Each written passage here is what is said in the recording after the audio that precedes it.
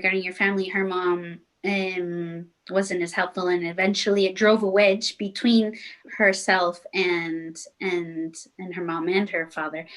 And so she wanted to know if you had any suggestions about how to approach this, and to go back to the family topic. Um, so because my family were fundamental Christians, I grew up believing with all my heart that the world was going to end and God was going to come and save just our religion, and then we were going to live forever, and it was going to be amazing. And I hated it. I hated the idea of living forever, and I really find comfort in a finite end to life. I agree with so much of what Will says, and Through that, I want to be immortal. oh my God, immortality would scare me so much.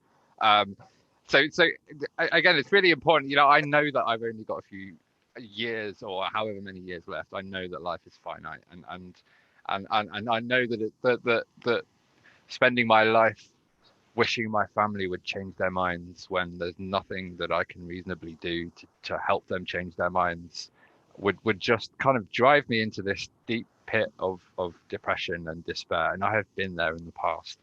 And the thing that really got me going and made me care about my future is the fact that as I touched on before, my friends and my family, and I am closer to the people that I decide who are my family than I ever was to my birth family. And I just focus on my friends, and I bring them close, and I have random people come and live with me because they're homeless at the time. It's just about creating your own family, creating your own bubble of love and acceptance, and you don't ever have to worry about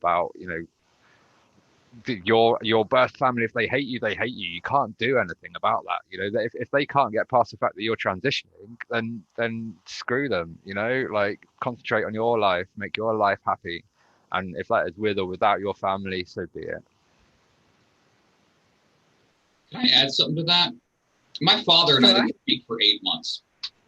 My dad's a Trump supporter, and we got into an argument over LGBT rights and other stuff, right? We didn't talk for 8 months. And I regret that time.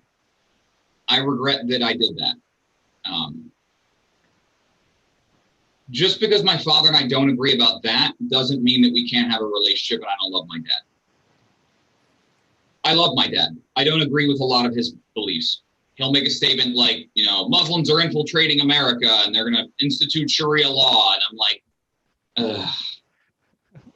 But this past weekend, my parents came up to visit, and my dad and I sat there and played GoldenEye 64 together for like 5 hours. My God. And it was like just nostalgia city. And I had a great time, and it was awesome. And I love my father. And so even though we don't agree about everything, and there's some stuff that is so bad that he says that I'm just like, it's repugnant to me, he's still my father.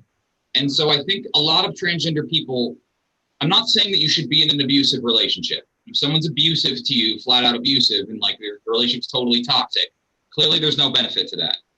But it's also important to realize that, like, sometimes transition for families feels like you're killing the person they love. And that is really hard for them to accept. And I give this as an example. Like, I got tired of being called Billy. My grandfather was William, and they called me Billy. Little Billy, and then William, the grandfather. And I hated Billy. And I decided at like 14 years old, I was going to go by Will. I was like, I don't want to be called Billy anymore. And the amount of people that screwed up and just kept calling me Billy, it went on for ages, years, like 5, 6 years till I got Will as like a majority of what people would call me. And I realized in retrospect, that's a lot of what it's like for someone to transition. You're asking people that have known you your whole life to suddenly look at you differently and call you by a different name. So I always say this, and I always get shit for it, the like hug a Trump supporter. Try and empathize with the people that are behaving this way to you and hurting you, because in loving them is how you yourself can heal from the damage they've done to you. Even if you don't have a relationship with them, if you love them and you accept them for their faults and the things that they do wrong and how they hurt you, it's like at least you're not drinking poison and hoping that they get sick. So I'm sorry about your family and that you don't have much of a relationship with your family, and that's unfortunate. And if you've decided for you that having a relationship with them is a net negative in your life, then I respect that. But sometimes it's taken to a point where, like, someone comes out as trans, and if they're not immediately referred to by their perfect pronouns by their parents and everything is accepted 100%, like, and they just flip a switch, that, like, their parents aren't being supportive. And, like, that isn't the case. They love that person, and they're literally experiencing the death of the person that they knew and this new person that's come to replace them. And that's how it feels to them. Mm-hmm. And so having empathy for other people's perspectives that you don't agree with, and I don't agree with my father's views on many things, but I understand why he feels that way, why he grew up in, like, a desegregation environment, like, why he's gone through these things, what he saw. And his father, like, so my grandfather beat the shit out of my uncle for bringing home a transgender woman. My uncle brought home a transgender woman as part of, like, when he was dating, and my grandfather said, "Get that thing out of my house," and beat the crap out of them, both of them. That's a thing. That's a story I grew up with as a kid. And, like, that's what my father was raised on. That was his ideal, like, his archetype man that he should be was his father.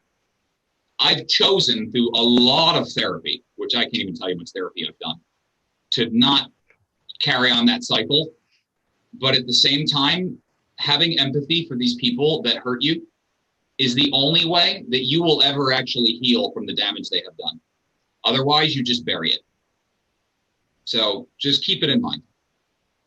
Yeah, I completely agree with that. Completely agree. So Sarah, in Dr. Power